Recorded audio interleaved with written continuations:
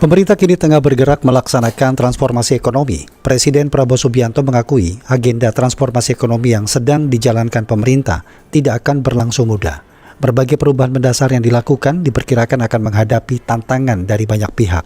Dan Presiden menilai transformasi ekonomi menjadi hal yang tidak bisa ditunda lagi. Itulah yang akan kami hadirkan perbincangannya di pagi hari ini, tantangan transformasi ekonomi pemerintah. Dan nanti kami akan berbincang bersama dengan beberapa narasumber terkait dengan topik yang akan kami hadirkan di pagi hari ini.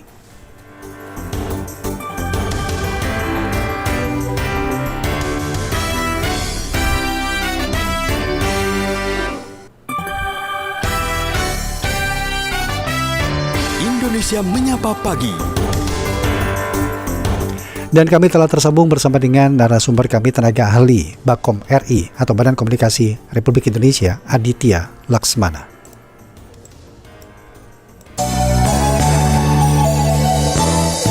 Wawancara Pro 3. Pak Aditya Laksmana, selamat pagi. Selamat pagi Mas Rudi, selamat pagi juga pendengar RRI Pro 3 semuanya. Iya, terkait dengan transformasi ekonomi yang disampaikan oleh Presiden Prabowo Subianto, sebenarnya saat ini seberapa urgensinya transformasi ekonomi itu harus dilakukan oleh pemerintah, Pak? Ya, terima kasih Mas Rudi. Jadi berbicara mengenai transformasi ekonomi dan urgensi saat ini, memang untuk kalau kita lihat dengan kondisi sekarang ini dan kepentingan ekonomi jangka panjang dengan historical apa yang sudah kita lakukan selama ini, transformasi ekonomi ini memang suatu hal yang harus dilakukan oleh pemerintah saat ini. Ada beberapa alasan, yaitu pertama tentunya mengenai tata kelola yang paling di depan mata ya. Transformasi ini terkait dengan tata kelola, pembenahan tata kelola. 20 Mei kemarin, Hari Kebangkitan Nasional, Presiden menyampaikan pidato di DR. Salah satu poin yang kemudian menjadi atensi publik adalah mengenai ekspor melalui satu pintu, ekspor sumber daya alam melalui satu pintu, dan di situ secara terang benderang Presiden menyampaikan praktek ekspor langsung yang berjalan selama ini sumber daya alam lebih dari 3 dekade ada potensi kerugian negara 15.000 triliun akibat praktek transfer pricing dan under invoicing. Ini kan bagian dari tata kelola yang tidak tepat, tidak berjalan sebagaimana mestinya sehingga merugikan perekonomian nasional. Itu yang pertama, sehingga tata kelola ini diperlukan untuk transformasi ekonomi ini diperlukan untuk pembenahan tata kelola praktek ekonomi yang selama ini selama bertahun-tahun dibiarkan tanpa ada pembenahan sehingga merugikan potensi keuangan negara, gitu. Yang pertama. Kemudian yang kedua, transformasi ekonomi dilakukan untuk memperkuat struktur ekonomi nasional kita. Saat ini 54% ekonomi kita ditopang oleh konsumsi masyarakat, konsumsi rumah tangga. Di satu sisi ini ada keuntungannya, seperti saat ini di saat Tunis dan gonjang-ganjing, kita masih bisa bertumbuh 5,61% di kuartal 1. Karena apa? Karena kita ditopang oleh konsumsi rumah tangga, kita tidak terikat terlalu dalam dengan lingkungan ekonomi eksternal. Sehingga manakala ada gonjang-ganjing di lingkungan ekonomi eksternal, dampaknya tidak terlalu dalam ke Indonesia. Kita masih tetap bisa mengandalkan kekuatan sendiri, yaitu konsumsi domestik.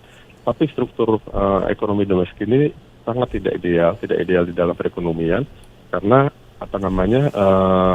perlu ditopang juga oleh yang namanya industrialisasi, investasi. Nah, di sini juga pemerintah transformasi ekonomi itu dilakukan untuk memperkuat struktur ekonomi kita, terutama di bidang manufacturing, industrialisasi yang saat ini dilakukan pemerintah melalui hilirisasi berbasis sumber daya alam, begitu. Itu Mas Rudi. Baik, kalau begitu Pak, langkah taktis apa yang akan dilakukan untuk mempercepat penerapan atau tadi fokus di tata kelola tadi agar bisa memperkuat struktur ekonomi kita yang selama ini memang bergantung pada belanja rumah tangga?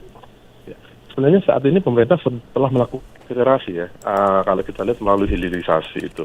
Tahun ini sudah 2 fase groundbreaking proyek hilirisasi pemerintah, dan ini sudah dilakukan sejak pemerintah sebelumnya, Pak Presiden Joko Widodo, kemudian oleh Pak Prabowo ini dipercepat, diperkuat kembali begitu.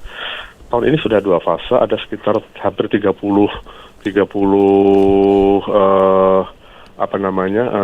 proyek-proyek yang sudah di groundbreaking-kan oleh pemerintah begitu. Dan ini semua, dan ini belum sampai 1 semester, tapi sudah sedemikian masif. Dan ini sudah memberikan penciptaan lapangan kerja yang cukup besar, hampir 700.000 pembukaan lapangan kerja begitu. Dan ini nanti diharapkan akan memberikan satu penguatan struktur ekonomi kita menuju ekonomi manufaktur atau industri berbasis sumber daya alam, kemudian juga penciptaan lapangan kerja dan memperoleh nilai tambah, sehingga ini juga akan memberikan satu kapasitas fiskal yang besar buat pemerintah dan negara begitu. Ya. Sejauh mana hilirisasi sumber daya alam ini akan menjadi kunci penting dalam perombakan struktur ekonomi kita ke depan ini, Pak? Sangat penting, karena selama ini dengan kekayaan sumber daya alam, ekspor kita masih didominasi oleh ekspor bahan mentah. Ya. Dan itu nilai tambahnya tidak ada di kita, tapi ada di luar negeri. Justru kita mengkonsumsi barang-barang yang sebenarnya bahan baku raw material itu berasal dari kita. Dan ini oleh pemerintah saat ini dilakukan suatu transformasi besar-besaran, sehingga dari hulu sampai dengan hilir dari bahan mentah seperti nikel dan segala macam itu diolah di dalam negeri. Silakan investor asing untuk terlibat di dalamnya, tetapi membangun pabrik di dalam negeri, menciptakan penciptaan lapangan kerja, ada transfer teknologi di sini, sehingga sampai dengan produk hilir yang nanti tinggal dipakai oleh masyarakat sebagai end user itu ada di dalam negeri, sehingga seluruh mata rantai industri ini ada di dalam negeri. Nilai tambahnya ada di dalam negeri, penciptaan lapangan kerja, kemudian juga ada industri-industri terkait yang terlibat di dalam keseluruhan proses ini. Dan inilah yang menjadi tujuan besar dari hilirisasi itu sendiri. Ya, gampangnya itu kita ngolah dapur kita, Pak ya. Jadi tidak hasil panen langsung dijual, tetapi hasil panen itu bagaimana diolah untuk menjadi barang jadi, dijual punya nilai tambah dan tentu menyerap tenaga kerja yang cukup besar bagi masyarakat kita. Dan ini tidak hanya hilirisasi, tidak hanya pada komoditas mineral kritis seperti yang selama ini sudah banyak dikenal masyarakat, nikel untuk baterai, mobil listrik dan segala macam, tapi juga untuk tanaman pangan, hilirisasi untuk pertanian sektor seperti kelapa sawit, itu kemudian juga industri unggas segala macam, itu nanti akan ada di dalam negeri semua gitu. Ya. Nah, tapi kalau dilihat dari perspektif kebijakan, ini Presiden juga menyinggung akan banyak berbagai tantangan di sini, Pak. Nah, apa tantangan terbesar yang untuk bisa menjaga konsistensi hilirisasi, terutama di tingkat daerah ini, Pak Aditya? Ya, untuk tantangan tentu tidak ada satu kebijakan dulu yang tidak ada tantangan, semua tantangan ada. Untuk di tingkat daerah tentu salah satu yang utama di persoalan tantangan besar yang dihadapi oleh kita adalah persoalan lahan. Itu memang salah satu hal yang menjadi concern pemerintah selama ini. Bagaimana harga lahan itu manakala akan ada proyek strategis pemerintah yang masuk, misalnya kalau kita bilang ada mafia tanahnya lah segala macam, itu tentu menjadi tantangan. Kemudian juga persoalan-persoalan aturan-aturan di daerah yang kadang-kadang masih tumpang tindih dengan aturan pusat. Tetapi ini tentu sudah dimitigasi oleh pemerintah sehingga keselarasan antara aturan daerah dan aturan pusat ini menjadi hal yang wajib, karena tetap ini menjadi bagian dari insentif pada para investor yang nanti akan terlibat di dalam proses hilirisasi ini sendiri, dan perlu ada kepastian hukum. Kemudian yang tidak kalah pentingnya juga tantangan yang dari pemerintah sebenarnya bukan hanya tantangan dari aspek birokrasi, tetapi juga dari aspek pemain-pemain usaha gitu. Kita nyaman di sistem lama berarti, Pak. Iya, kita tidak berburuk sangka bahwa mereka seperti apa, tetapi kita menyebutnya belum adanya pemahaman yang utuh dari pemain-pemain industri lama ini terhadap perubahan besar atau transformasi yang dilakukan oleh pemerintah. Semisal mereka katakanlah sekarang yang paling baru adalah persoalan ekspor SDA sumber daya alam melalui satu pintu, satu BUMN ekspor dan antara sumber daya Indonesia. Di situ kemarin setelah Presiden mengumumkan dan dalam waktu cepat kemarin tanggal 1 Juni sudah diberlakukan masa transisi, banyak reaksi yang mungkin memberikan catatan kritis kepada pemerintah. Tapi pemerintah melihat ini sebagai belum dipahaminya visi dari pemerintah ini, terutama persoalan teknis, dan ini memang wajar karena memang ini perlu ada satu sosialisasi yang masif dari pemerintah, karena ini perlu ada aturan turunannya seperti apa sehingga itu nanti akan smooth, akan berjalan lancar pada saat tahap implementasi, baik di masa transisi ini maupun pada saat 1 Januari 2027 nanti. Kalau itu masih akan terus terjadi, Pak, atau potensi penolakan dari pihak-pihak mungkin tanda kutip yang selama ini nyaman dengan sistem lama, apa yang akan dilakukan ini, Pak? saya kira pemerintah sangat firm ya dengan visi presiden ini, bahwa ini sudah ditetapkan pemerintah, karena begini, apa yang dilakukan pemerintah ini sebenarnya tidak mengambil alih, tetapi hanya menetapkan. Para pelaku usaha juga harus melihat bahwa ini barangnya negara loh, begitu. Katakanlah tambang, sumber daya alam ini bukan punya mereka, bukan punya pengusaha, pun bukan punya pemerintah, tapi punya masyarakat, punya kita semua, aset negara, begitu. Sehingga tugas dan tanggung jawab pemerintah di sini adalah mengelola, mempertanggungjawabkan pengelolaan dan pendayagunaannya ini sedemikian rupa sehingga amanat konstitusi untuk sebesar-besarnya kemakmuran rakyat itu bisa terwujud. Sehingga kalau tadi ditanyakan bagaimana jika ada penolakan, bagi pemerintah tidak ada pilihan lain. Para pengusaha harus mengikuti ketentuan yang baru ini, begitu, karena memang terbukti ada celah-celah praktek ilegal yang selama ini terjadi dan merugikan perekonomian nasional, begitu. Biasanya modus operandi yang paling sering terjadi dalam kasus kebocoran ekonomi di sektor perdagangan kita ini apa sih, Pak Aditya? Kalau untuk perdagangan seperti yang disampaikan Presiden kemarin, itu salah satu yang mudah dipahami oleh publik adalah mempermainkan harga ya. Jadi melaporkan harganya tidak seperti harga yang sesungguhnya, sehingga potensi pajak dari yang dilaporkan itu menjadi kecil, menjadi lebih kecil daripada yang seharusnya dibayar, begitu. Jadi dilaporkannya harusnya katakanlah harusnya 1.000, kemudian dilaporkan hanya 800, sehingga basis penghitungan pajak dari 800 itu, sehingga dengan sendirinya potensi pajak yang diterima lebih kecil dari yang seharusnya. Dan tentu kita juga tidak menutup mata kalau memang praktek-praktek seperti ini pasti melibatkan banyak pihak, tidak hanya pengusaha tetapi juga dari oknum-oknum aparat itu sendiri. Sehingga langkah pembenahan tata kelola ini tentu menyangkut seluruh elemen. Jadi ini juga menyangkut dari sisi pengusahanya sendiri, juga pemerintah juga mempunyai tanggung jawab untuk membenahi dari sisi tata kelola di internal kelembagaan pemerintah yang terlibat di dalamnya, begitu. Dan sejauh mana perbaikan tata kelola birokrasi ini dapat menutup celah untuk tidak bermain-main seperti itu lagi, Pak, atau celah-celah manipulasi lah, sehingga nilai pajak kita rendah yang seharusnya tinggi, ini kan akan sangat berpengaruh kepada pendapatan negara ini, Pak Aditya. Ya, betul. Sebetulnya kalau kita lihat di era saat ini itu era keterbukaan, masyarakat pun bisa memonitor secara langsung banyak hal-hal yang dijelaskan oleh publik dan ternyata itu terbukti benar. Ini sebenarnya ini salah satu blessing juga, begitu, bahwa seluruh mata publik sekarang ini menyoroti dengan apa yang dilakukan oleh pemerintah. Dan kita lihat dalam katakanlah 1 tahun terakhir ini, minimal mulai tahun ini masyarakat sangat memberikan atensi besar terhadap persoalan ekonomi, terhadap semua apa yang dilakukan pemerintah dengan kondisi ekonomi saat ini. Sehingga ini menjadi salah satu pagar ya buat pemerintah untuk memberikan satu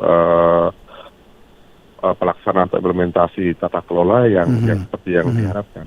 Dan kalau tadi ditanyakan, dengan pembenahan tata kelola ini sudah pasti akan memberikan satu dampak yang signifikan, begitu, perubahan yang signifikan, perbaikan yang signifikan, peningkatan yang cukup untuk memberikan bantalan untuk perekonomian kita ke depan.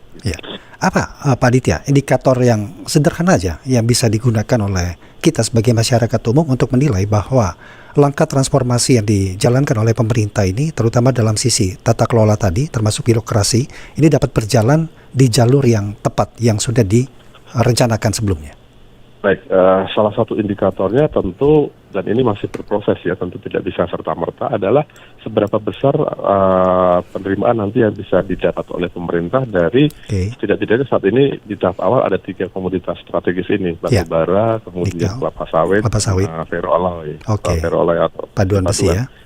Ini yang memang menjadi concern pemerintah saat ini. Manakala nanti penerimaannya meningkat dan juga ada peningkatan pajak di dalamnya, tentu ini akan menjadi sesuatu yang salah satu indikator utama bahwa hasil, karena memang sudah banyak yang diharapkan, karena memang inilah tujuan utamanya, begitu. Bagaimana melalui pembenahan tata kelola ini, salah satu elemen yang ingin dicapai pemerintah adalah optimalisasi penerimaan negara. Mengingat saat ini pemerintah dan juga ke depan, tidak hanya saat ini, memiliki concern juga untuk memperbesar kapasitas fiskal untuk membiayai kepentingan publik, anggaran-anggaran publik, anggaran perlindungan sosial, sehingga di saat masyarakat saat ini katakanlah banyak mengeluh karena kenaikan harga bahan pokok, kesulitan lapangan kerja, dunia usaha juga memberikan satu tanggung kepada pemerintah karena mulai susah berusaha, mulai susah menjual Jadi pemerintah bisa memberikan insentif kepada mereka, dan insentif itu hanya bisa diberikan manakala kapasitas fiskal kita cukup besar. Dan Oke. bagaimana untuk memperbesar kapasitas fiskal, satu-satunya jalan adalah memperbesar penerimaan negara. Dan menjadi catatan juga, penerimaan negara ini ditingkatkan tanpa pemerintah memberikan beban tambahan pada publik, menarikan tambahan pajak. Iya, Itu iya. konkretnya. Iya. Dan selain mineral kritis tadi kan juga disebut mengenai beberapa komoditi pangan yang memang jadi fokus pemerintah juga saat ini. Iya, Nah, iya. hal ini bagaimana agar betul-betul bisa diterima dengan baik oleh para petani, terutama petani kecil di pedesaan ini, Iya. Pak Ditya? Baik. Jadi begini, sebenarnya kan untuk pertanian ini peran pemerintah sebenarnya sama juga begitu. Justru pemerintah ini kalau kita lihat selama ini menjadi stabilisator harga. Manakala harga di tingkat petani turun, pemerintah memberikan insentif harga kepada petani sebagai produsen, sehingga mereka bisa menjual harganya di atas harga dasar. Jadi pemerintah kan biasanya kalau dalam konteks perdagangan komoditas itu, pemerintah menetapkan dua harga. Pertama harga dasar, dan kedua harga HET, harga tertinggi. Harga dasar itu untuk melindungi produsen, dalam hal ini petani, sehingga tidak boleh di pasar itu harga beli petaninya itu di bawah harga dasar. Manakala sudah terjadi harga di bawah harga pasar, pemerintah yang akan turun tangan mengambil alih peran itu, sehingga petani terbantu. Harga jualnya kembali ke semula, tidak lagi di bawah harga dasar. Demikian pula manakala harga terlalu tinggi, pemerintah menetapkan harga eceran tertinggi. Dan itulah fungsi pemerintah sebagai stabilisator harga. Sehingga kalau tadi ditanyakan bagaimana nasib petani, petani tetap sangat diuntungkan. Kenapa? Karena ada off-takernya, ada istilahnya pihak yang nanti akan menyerap produk-produk pertanian mereka untuk kemudian nanti diolah lebih lanjut menjadi produk-produk yang produk-produk turunan dalam konteks hilirisasi itu. Dan itu tidak hanya petani tapi juga peternak gitu, termasuk juga nelayan gitu. Iya.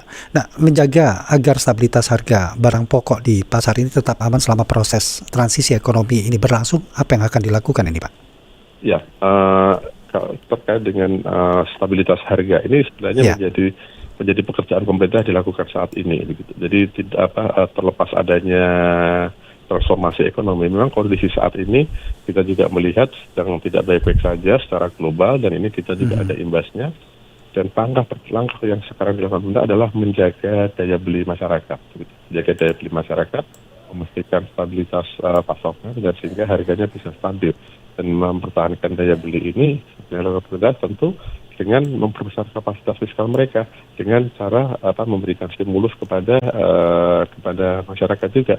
Seperti misalnya kemarin minggu lalu Menko Perekonomian Airlangga sudah mengumumkan paket stimulus semester kedua. Dan kalau kita lihat strukturnya, kita bedah struktur stimulus itu, salah satu yang utama adalah insentif untuk liburan nanti, liburan anak sekolah mulai bulan ini Juni Juli, dan liburan Nataru sebagaimana dilakukan tahun lalu pada saat Natal tahun baru dan juga Lebaran kemarin.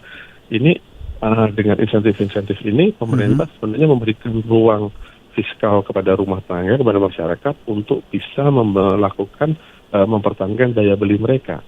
Kemudian yang dilakukan juga sebelumnya, pemerintah tidak menaikkan harga BBM subsidi dan non subsidi yang jenis Pertamax 92, karena memang itu yang banyak konsumennya. Itu adalah juga dalam rangka mempertahankan atau menjaga daya beli masyarakat di tengah tekanan harga minyak yang saat itu sudah sedemikian di atas $100. Iya, bahkan banyak negara yang sudah menaikkan harga BBM ecerannya, tetapi pemerintah dengan kalkulasi fiskalnya tetap berketetapan untuk mempertahankan harga BBM tersebut. Ini adalah dalam rangka untuk menjaga dan mempertahankan daya beli masyarakat. Sebagai penutup, Pak Ditya, optimisme strategi transformasi ini mampu membawa Indonesia keluar dari jebakan negara berpendapatan menengah yang bisa Anda sampaikan untuk pendengar kami, pemirsa kami. Silakan. Terima kasih Mas Rudi. Jadi kita masyarakat perlu melihat apa yang dilakukan pemerintah. Visi besar Presiden Prabowo saat ini adalah mengembalikan atau menegakkan ekonomi konstitusi. Bagaimana pasal 33 ini menjadi roh dari spirit dari seluruh kebijakan pemerintah di bidang ekonomi, bahwa melalui transformasi ekonomi ini akan ada banyak perkembangan atau kemajuan-kemajuan yang dicapai oleh Indonesia melalui pembinaan tata kelola, kemudian juga melalui hilirisasi dan hidrolisasi, di mana itu nanti akan memberikan dampak yang multiplier efek yang cukup besar untuk perekonomian berupa penciptaan lapangan kerja. untuk sekarang aja untuk hilirisasi sudah ada 700.000 tenaga kerja yang akan tercipta. Itu belum industri-industri ikutannya. Groundbreaking hilirisasi, pembangunan pabrik segala macam itu membutuhkan bahan baku material bangunan. Artinya industri material bangunan itu juga terdampak, membutuhkan tukang, ada penyerapan tenaga kerja. Dan setiap kali ada proyek tentu sektor-sektor UMKM di sekitarnya juga akan tumbuh. Sehingga ini sebenarnya ibarat lokomotif, ini banyak sekali gerbong yang ditarik oleh program hilirisasi ini yang sudah dirasakan oleh masyarakat saat ini gitu. Dan nanti pada saat ini sudah beroperasi tentu akan lebih banyak lagi, akan lebih besar lagi manfaat yang dirasakan. Begitu Mas Budi. Baik. Pak Aditya Laksmana, terima kasih banyak untuk waktunya sudah berbincang bersama kami Pro 3 RRI. Saya selalu Pak. Selamat pagi, selamat beraktivitas. Terima kasih Mas Budi. Selamat pagi. Demikian tadi tenaga ahli Badan Komunikasi Pemerintah Republik Indonesia, Aditya Laksmana. Wawancara Pro 3.